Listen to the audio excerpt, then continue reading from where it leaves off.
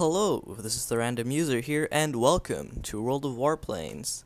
In this video, I'm just going to give you an overview of the settings and the different types of aircraft in this game, and a bit of a condensed version of what each nation brings to the table. So, what is World of Warplanes? Well, World of Warplanes is a flight combat game made by wargaming.net, who you should know from World of Tanks. This is their second game in their trilogy of tanks, warplanes, and warships, the last one being World of Warships, which hasn't been released yet. This footage that you're seeing right now is closed beta, so there will be a couple of bugs here and there, so it's not really representative of what the game at release will be like, so anyway, so as you can see here, it's quite a spectacular looking game. My system isn't the most powerful one in the world, and with Fraps recording, it's not as powerful as it will ever be. So, but if we look into the settings here, you can see that I still have most of the things on high. There's only a couple things like shadows, clouds, motion blur, water, particle quality that are really turned down. And, these eye candy stuff aren't for me. It looks nice, but it's a bit distracting for me, so there's some things like the motion blur and particles and water that I just keep low just so I can have more performance. I'll put a spec sheet of what my system is right now and the thing below, and that should give you an idea of what you can run this game at, for the most part, max settings. Obviously, if you have a better system than me, you're gonna be able to push more frames and push more settings up, and that's always nice. Except I don't have that availability. Anyway, if we go into controls, you can see that it supports several different methods. This thing is bugged, so excuse it. But as we can see here, up first you can use a gamepad. So you're just your standard 360 PS3 controllers or whatever generic one you can find. This one should say joystick, and this one is fairly well. There's this thing that they added in the most recent patch where you can actually adjust the curves of your joystick, so you can tell which one is which. So, if you want it to be a little bit more tighter, a little bit more loose, that's always nice. Right now I'm using a CH Products Flight Sim Yoke and Pro pedals, but the reason why I'm on gamepad settings is there's a bit of a bug where, let me just show you real quick. If we go into joystick axis, if that's me moving the pedals. I don't know if you can hear that through the mic, but you can see it's moving that. Now here I am moving the throttle lever. Yeah, that's thrust that's supposed to be moving, but it's not really moving, is it? But otherwise, and here's another one. If I tap the pedal brakes, it's moving my pitch and roll when, as you can hear, hopefully, I'm moving my yoke. So that's not always, working properly. They should be able to get that fixed sometime soon, hopefully, because there are people like me who have two setup where you have two controllers plugged in, and it's a bit buggy, really. So yeah, there's gamepad, joystick, and the next one, this one should be keyboard controls. Yes, so you can just use your standard keyboard controls, so up, down, left, right, WASD. That's always nice. If you look here in the all settings, you can actually see there's a lot of things you can bind. So you have your, targets, which one you want locked, controls, camera controls, navigation, so map, radar area, that sort of stuff. Push to talk and quick info hotkeys. That's always nice. The next one, this one should be the World of Tanks version of the mouse and keyboard setup. I don't really use this, and I haven't used it at all, so I'm not really. I don't know how this works. I think what it does is that it's a bit like how it works in World of Tanks, where your plane goes one way and your camera looks wherever your mouse goes, and your plane tries to follow your camera. I'm not sure how that works. And then here's another setting with mouse and keyboard, and this one is the mouse 4.1 keys. So basically what this key mode is, you have your mouse over here, and your mouse turns into like an icon where if you move it up, it pulls it, flies up. If you go around like this, you turn right. If you go down, you dive. Turn around again, you roll to the left. That sort of stuff. And that's always nice to have. For the most part, I've heard that it works and it doesn't, in the fact that you're not able to pull very hard turns as well as you want. So that's always a bit of an issue, but I don't have an issue. As I've said, I run a Yoke and pedals, so that's oh well. So if we go into the battle tab, we can see that there are two interface types. There's the standard. Oops, hold on. Let's bring this back to gamepad. There's two types of controls. There's the standard and World of Tanks.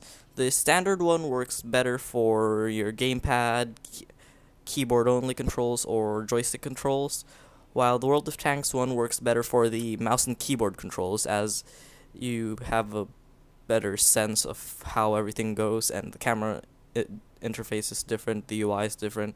It's just little things like that. You have your disable keys, free camera options.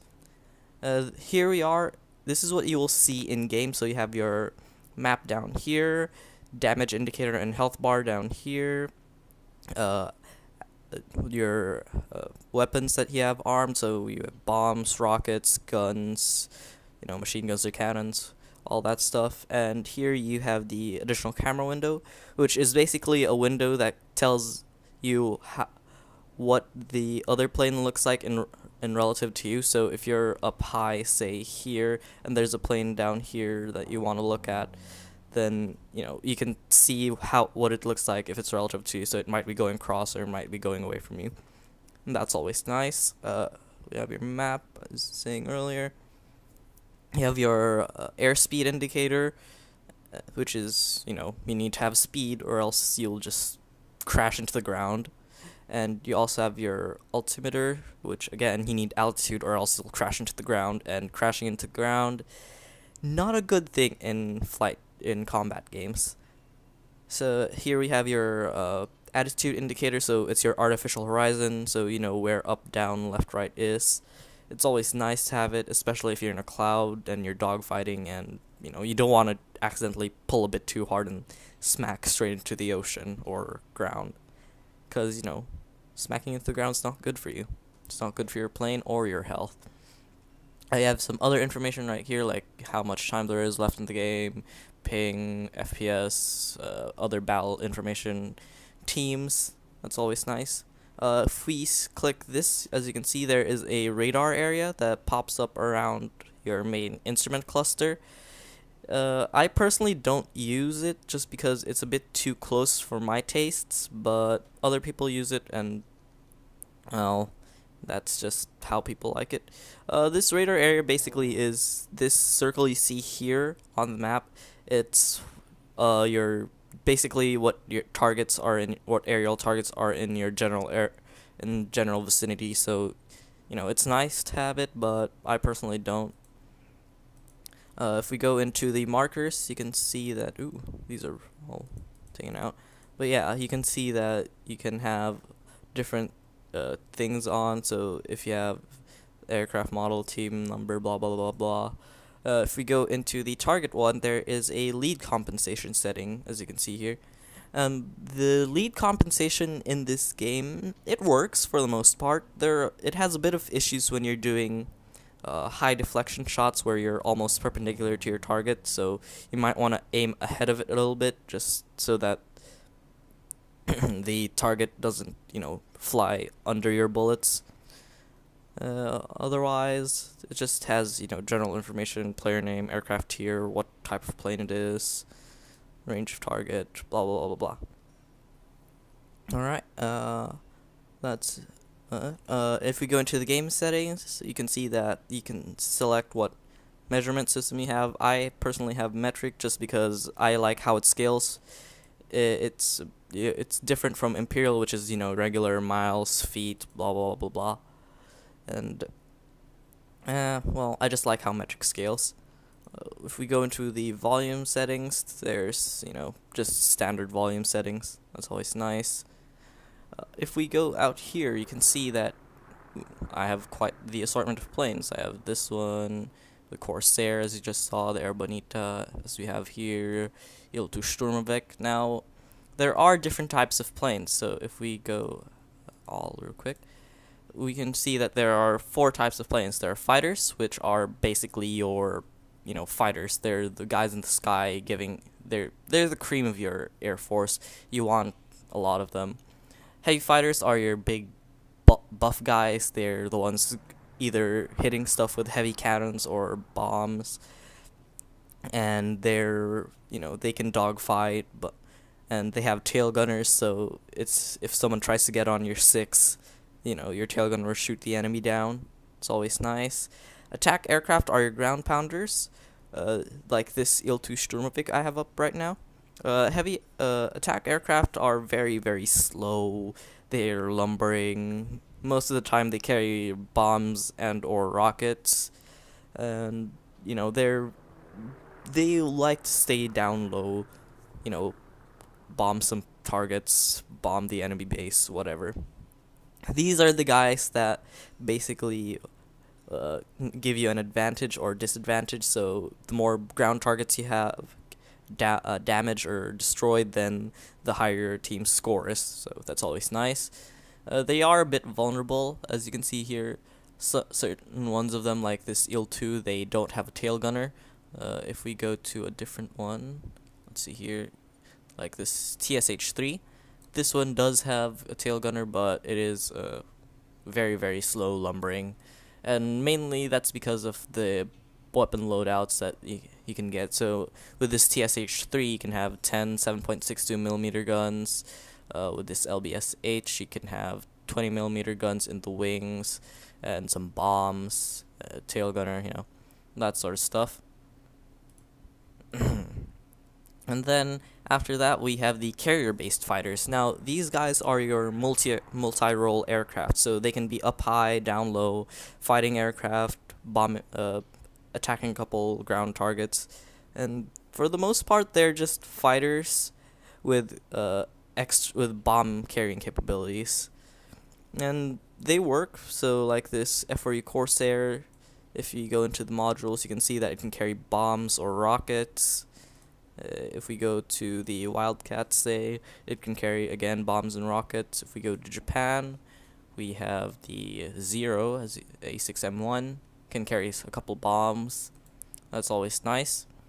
For the most part, when you're in a carrier-based fighter, you don't want to be carrying bombs. I mean, it's not a bad thing to carry bombs. It's just usually you want to be trying to win the game by defeating the enemy, the other enemy planes, then trying to win by ground targets. So that's how the game works.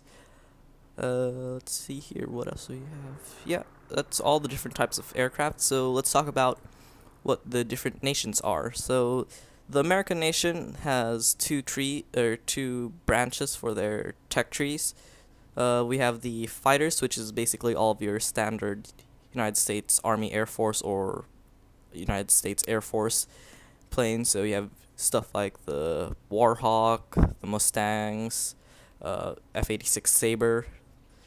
And if we go into the other tree, you can see that these are carrier-based fighters. So these are U.S. Navy planes like the F-2A Buffalo, the F-4F Wildcat, F-4U Corsair, F-7U Cutlass, stuff like that.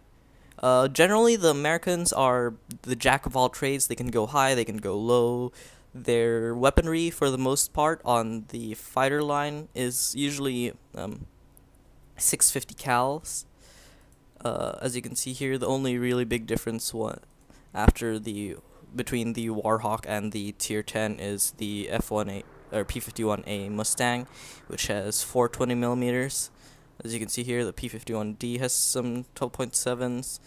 Jet Mustang still has some 50 cals. Again, FJ Fury more 50 cals. F86 just 50 cals. That's just the standard that the United States Air Force line has. It's 650 cals. That's how they like it. That's how they roll. If we go into the carrier-based fighters, they have a slightly different weapon loadout. They start off early with the heavier guns, as you can see, and by the time you get into the Brewster Buffalo, you can get your first 20 millimeter cannons. With the Wildcat, you're back with 650 cals, as is the standard of, or was the standard of most American planes at that time. So you can here go to the Corsair. You can equip the 420 millimeter cannons again. Super Corsair, more 20 millimeter cannons. The 5U Pancake. This one has more 20 millimeter cannons, more 20 millimeter cannons, and even more 20 millimeter cannons. So that's really the big differences. If you go down the fighter line, you're more maneuverable. You're fighting up in the air, and you usually will just be fighting with your 650 cals. While if you go with the carrier-based fighters, you'll go on with more 20 millimeter autocannons and all that stuff. For the most part, the only big advantage that the Americans have, is that their guns are very accurate. They're not the most accurate in the game, but because of how the spread works in this game, the Americans' accuracy is actually the best, just because of how it's not too tight and the dispersion doesn't bloom very, very much. Let's see. We go on to the Soviets. We go to the Russians. Here we have some more fighters on the left line, and we have attack aircraft on the right line. As of filming this right now, only the Russians have the attack aircraft, so these guys carry bombs, rockets, heavy cannon. They're the ones on the ground pounding anything and everything in front of them. And they're slow, vulnerable, as I've said earlier, so that's always a bit of something to consider when going down this tree. For the most part, the Russians, they're more of a low-altitude fighters. They can turn very well at low altitude. Their speed's quite good. What else? Their guns are lacking in the sense that the reticle can bloom really easily. So if you're like throttling up or going into a dive, the bloom just climbs and spreads really, really, really fast. And it's a bit of an issue, but for the most part, the Russians do have an advantage in that while they do carry, their guns bloom a lot, they are fast firing, and they have either fast firing machine guns, or in the case of like the Lag 3 here, you have your 37 millimeter cannon go down the line. You have 20 millimeter cannons, 23 millimeter cannons, more 23s in here. You have 37 millimeter cannons as with the LA 160, and you finally have more 23 millimeter cannons with the LA 15. So that's always nice to have. If we go down to the attack aircraft, as you can see, they carry weapons, bombs or guns, more bombs, more guns. You have your tail gunners, so they try to keep people off your back. Bombs again, lots of heavy cannon. Go to the IL-2, 37 millimeter cannons, bombs, rockets. IL-2 two-seat. This is the one with the tail gunner. We have heavier 37 millimeter cannons, 250 kilo bombs, more rockets, 45 millimeter guns here on the IL-8. So that's really, really big. Let's see here. We have more 23 millimeter cannons, more bombs. And generally, here with the IL-20 you have 57mm cannon. So yeah, but generally with the Russian line is you have big cannons with either decent fire speed, or but overheat easily, or fast firing machine guns that bloom easily. As you can see here, if we go into the German tree, as you can see here, they're a bit of the polar opposite of Russia, in that they're good high altitude fighters. They like to climb, like they have a rocket strapped to its tailpipes, and that's always fun. So it's good to do high energy passes and stuff like that. As we can see here, we have the Luftwaffe tree. So you have your AR-8, your three models of ME BF 109s, ME 209, and you have, yes, of course, it can't be a World War II air combat game without the ME 262, the first jet fighter. So yeah, they have that at tier 8. Here's a different ME 109, which is just an ME 109 body with ME 262 wings.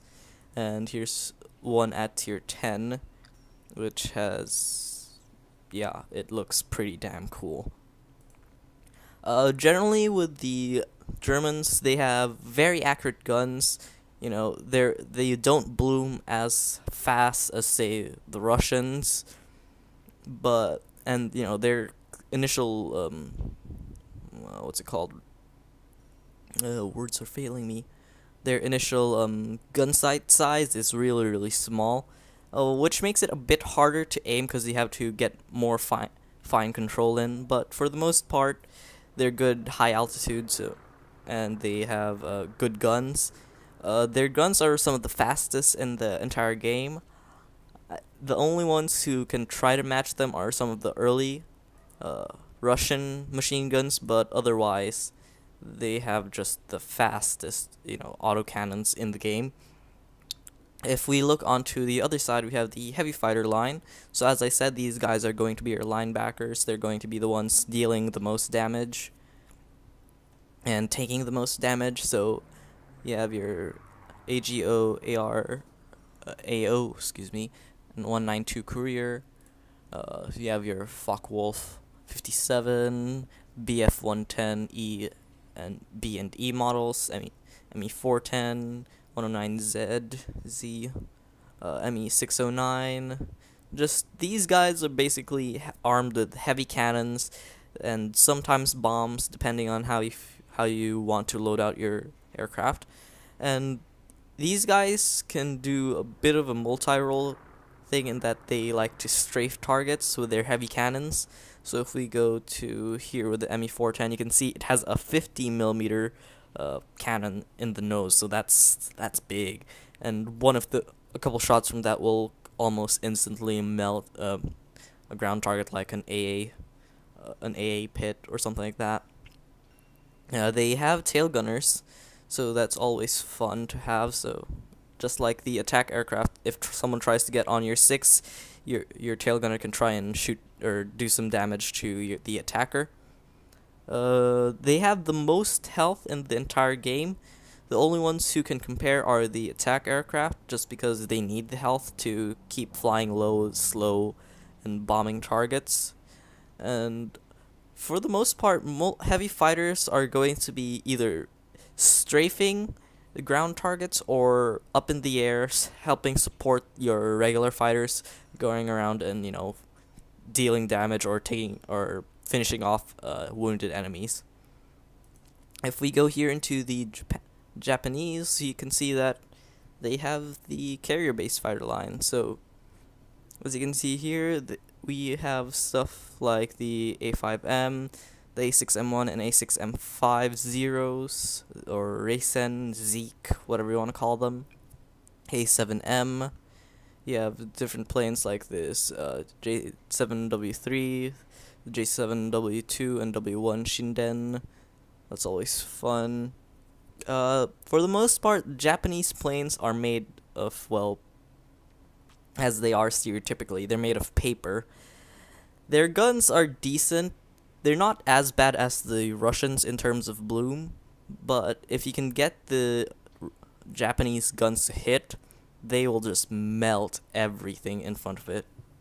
And it only takes a couple shots too, just because of how good the ammunition is that the Japanese guns are firing.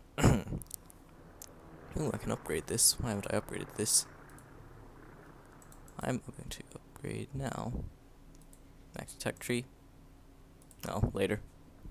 But anyway, as you can see here, you know, for the most part, the Japanese planes are great turners.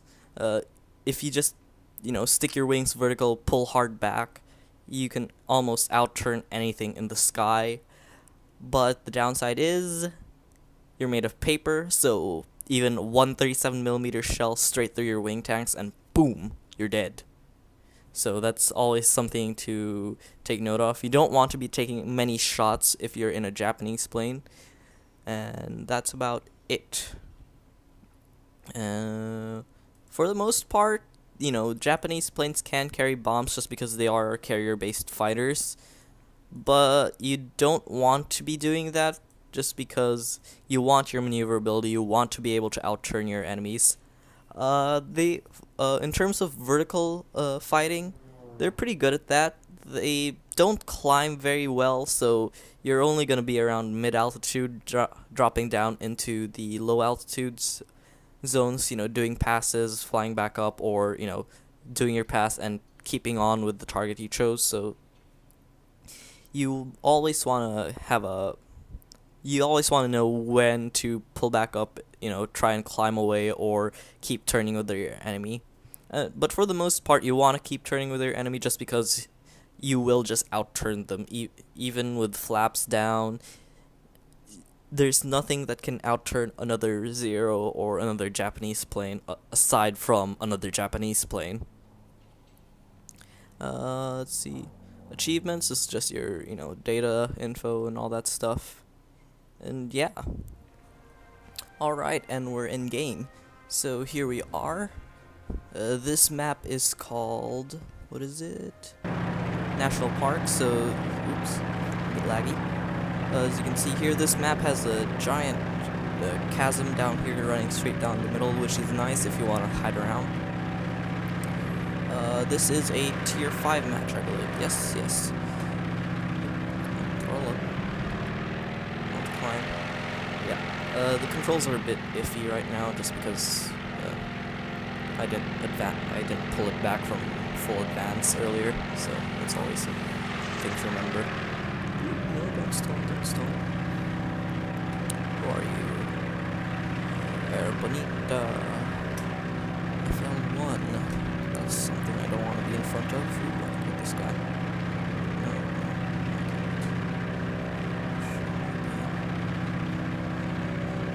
where'd that guy? Is there someone below me? Where are you? Yeah, Mach 75M. No, Mach 75M. Throttle down. So yeah, as you can see, the game looks pretty good. We are fire. Yeah, the lead compensation I was saying earlier works well for the most part. Ooh, come on. That works. But yeah. Here the Zero is flying fairly well. It's not right now fixed. What is it? Map. And yeah, the game looks spectacular. Looks nice. The modeling on the aircraft look really nice. Like, there's some little details that you'll notice, like some of these air vents that you can see right on the left wing route, or down if you go into the bottom, the cartridge ejection ports for the machine guns and the autocannons. That's always nice to have. Zero. And ooh, laggy again. Yeah, the game handles pretty well. It's not, you know, full-on sim, but it works. Don't want to go head-to-head with Zero. Never go head-to-head with Zero. Oh no, don't lag. Here we are. Where are we? Ooh, no, no, no, no, no, come on. See it. Ooh, oh, hello, hello, hello. Where are you? There you are. You're stalling, aren't you? Yes, yes you are, yes you are. Ooh, no, no, no, no, no. Yeah, stalled back up. So yeah, as you can see here, it runs fairly nicely. There's a bit of an FPS. Okay, killed him.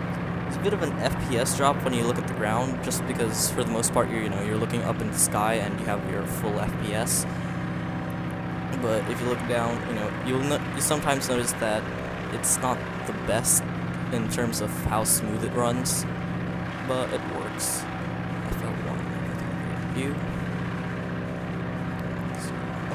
This lock might be a good target. You always want to be. Where are you? Where are you? Where are you? Here you are.